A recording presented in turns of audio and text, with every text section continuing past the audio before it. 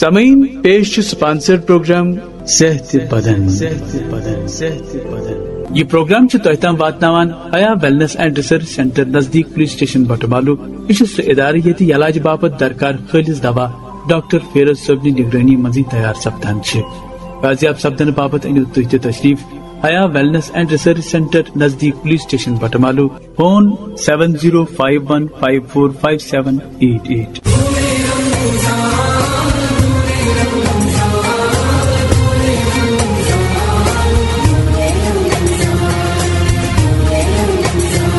السلام علیکم ورحمۃ اللہ وبرکاتہ. صحت بدن پروگرام کے ایک اور شمارے میں ہم آپ کی خدمت میں حاضر. میں ہوں آپ کا میزبان رشید نظامی. اس پروگرام میں ہم بات کرتے ہیں شیخ الحدیث محترم المقام حضرت مولانا مفتی نذیر احمد قاسمی صاحب کے ساتھ، اور ہمارے ساتھ رہتے ہیں حیا اسپتال کے MD سرپرست سربراہ ڈاکٹر فیروز احمد صاحب. ہم نے اعتکاف کے بارے میں پچھلے پروگرام میں بات کی، اور اعتکاف کے حوالے سے ہی ایک اور سوال ہم مولانا صاحب سے پوچھیں گے کہ مولانا صاحب اگر کوئی شخص بیمار ہے، بیماری کی وجہ سے وہ روزہ نہیں رکھ سکتا ہے اور اس کی تمنا ہے کہ میں اعتکاف کروں، کیا وہ اعتکاف کر سکتا ہے؟ اور اس سوال کا دوسرا حصہ یہ ہے کہ اگر کوئی شخص اعتکاف میں بیٹھا ہے، اس کے بعد وہ بیمار ہو جاتا ہے، اس کا روزہ نہیں رکھ پائے گا، یا کوئی ایسی حالت ہوتی ہے کہ اس کو اعتکاف سے باہر نکلنا پڑتا ہے، کسی کی موت ہوتی ہے، کچھ ہوتا ہے تو باہر نکلتا ہے، اس کا کیا حکم ہے؟ کیا وہ اس کا پھر اس کو دوبارہ رہنا ہے، کتنی دیر رہنا ہے؟ اور اس کا ایک سوال کا ایک اور حصہ ہے، کیا خواتین اعتکاف میں بیٹھ سکتی ہیں؟ بسم اللہ الرحمن الرحیم. آپ کا سوال بہت اچھا، بہت قیمتی اور معلومات فراہم کرنے کا ذریعہ بننے والا سوال ہے. اعتکاف کے متعلق جو تھوڑی سی تفصیل اس سے پہلے کہ کسی شمارے میں آپ کے سامنے آ گئی ہے اور وہ ہمارے سامعین تک پہنچی ہوگی، تو اس کو بنیاد بنا کر کے اگلا سوال لے لیجئے کہ مرد تو مسجدوں میں اعتکاف کریں گے، ہماری خواتین اور بہنیں کہاں اعتکاف کریں گے؟ تو جواب یہ ہے کہ خواتین اور بہنیں اپنے گھر کی کسی بھی کوٹری میں اعتکاف کر سکتی ہیں، کسی بھی کمرے میں اعتکاف کر سکتی ہیں. اور جب وہ اعتکاف کے لیے بیٹھیں گی تو وہ ساری پابندیاں ان کے ذمہ بھی ہوں گی کہ جو مردوں کے لیے ہوتی ہیں جو مسجدوں میں اعتکاف کریں گے. یعنی اسی کمرے میں وہ بیٹھیں، وہیں آرام کریں، وہیں تلاوت کریں، وہیں نمازیں پڑھیں، اور وہیں بیٹھے بیٹھے اگر کوئی گھر کا کام بھی کرنا چاہیں تو اس کی بھی اجازت ہے، لیکن اسی کا بیٹھنا ہوگا. اس سے باہر اگر نکلیں گی تو بس اسی طرح جیسے مرد مسجد سے باہر نکلتے ہیں صرف ضرورت طبعی، یعنی چھوٹا پیشاب بڑا پیشاب ضرورت پورا کرنے کے لیے اور فوراً واپس آتے ہیں، اسی طرح سے یہ خاتون اپنے اس کوٹری میں، اس کمرے میں جس میں اعتکاف کے لیے اس نے جگہ طے کر دی، وہاں سے اگر آتی ہے تو وہ باتھ روم، اور اگر اٹیچ باتھ روم ہوا تو اور زیادہ بہتر ہے.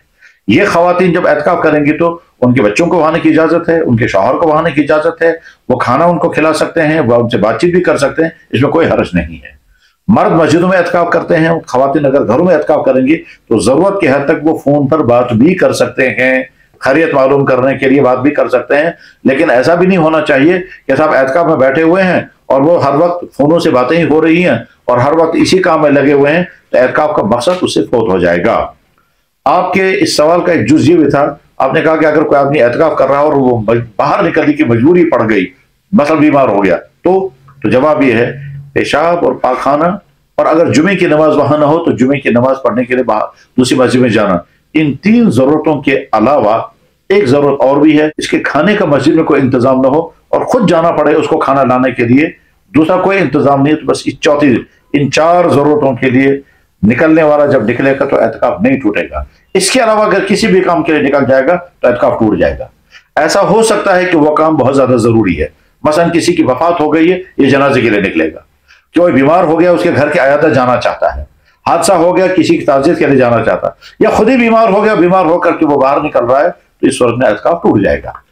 اب اعتکاف جب ٹوٹ گیا تو اس کو کیا کرنا ہے؟ تو جواب ہے کہ آئندہ اس کو صرف ایک دن کے روزے کی قضا، ایک دن کے اعتکاف کی قضا کرنی ہوگی، بس. اس کے علاوہ ایسا 10 دن کے اعتکاف کے لیے کوئی انسان مسجد میں بیٹھا، پہلے دن اس کو مجبوری پیش آ گئی، بیمار ہو گیا، وہ چلا گیا ہسپتال، واپس آ کر اب مسجد میں پہنچا، تو اب اس کے بعد وہ اعتکاف کے دن کا پورے کرے، مگر یہ سنت کا اعتکاف نہیں رہے گا، یہ مستحب اعتکاف بنے گا.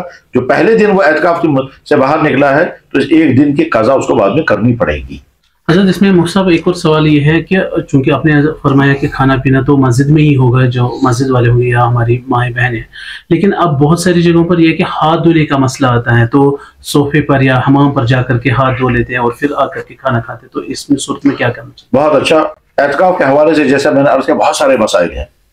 ان مسائل میں سے ایک مسئلہ یہ بھی ہے کہ جب کھانے والا اعتکاف میں بیٹھا ہوا انسان جب وہ کھانا کھائے گا تو اس کو ظاہر ہاتھ بھی دھونے ہیں، اور ہاتھ دھونے کے لیے ہاتھ دھونا سنت بھی ہے.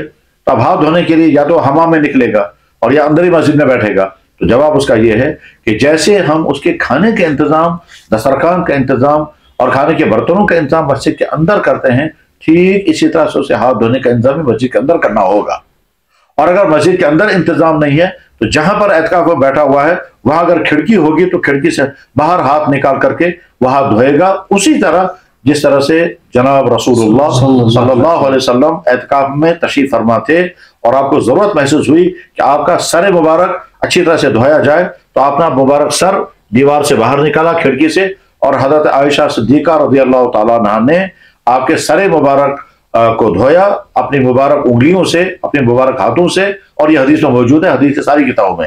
آپ اس وقت مسجد سے باہر نہیں آئے، خود تو رہے مسجد کے اندر، لیکن آپ نے اپنے مبارک سر یا تو دروازے کے باہر نکالا یا کھڑکی سے باہر نکالا.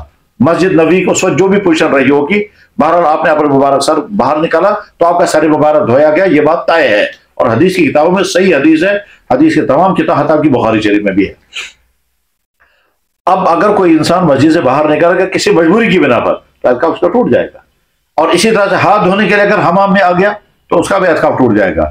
یا تو اس کو ہاتھ دھونے کے لیے حمام میں نہیں آنا ہے بلکہ مسجد کے اندر ہی اس کو اپنے ہاتھوں کے دھونے کا انتظام کرنا چاہیے، جیسا کہ بہت ساری مسجدوں میں اس کے انتظامات ہوتے ہیں. خاص طور پر ہمارے جو بزرگ بڑے بڑے اعتکاف کرتے ہیں اپنی مسجدوں میں، وہاں وہ مسجد کے اندر کسی نہ کسی طرح سے ایسے نلکے لگاتے ہیں کہ جہاں ہاتھ تو دھوئے جائیں لیکن پانی جو ہے وہ مسجد کے باہر نکل جائے. اس طرح کے پلاسٹک کے نلکے اس طرح سے سیٹنگ کرتے ہیں کہ ہاتھ اندر دھوئے جائیں اور پانی مسجد کے باہر نکل رہا ہے. یہی انتظام کرتا ہوں.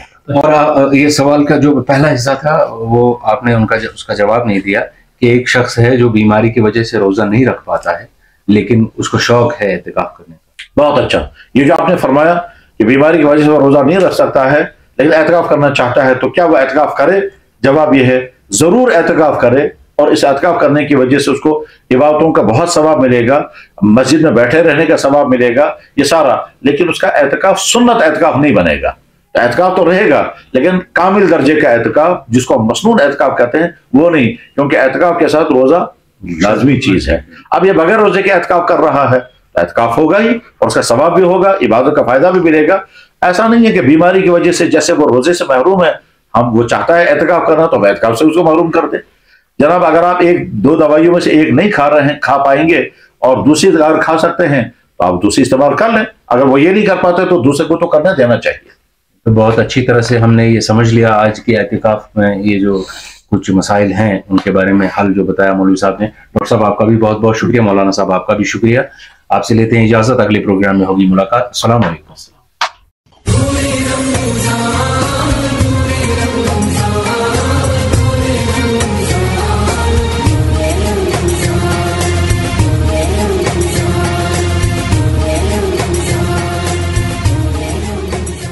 یہ سپانسر پروگرام صحت بدن. یہ پروگرام تہ تام واتناوان حیا ویلنس اینڈ ریسرچ سینٹر نزدیک پولیس اسٹیشن بٹمالو سری نگر، یہ ڈسک پائلز تو پروسٹیٹ وغیرہ خاطر آپریشن وغیرہ علاج سپدان. فون 7051545788.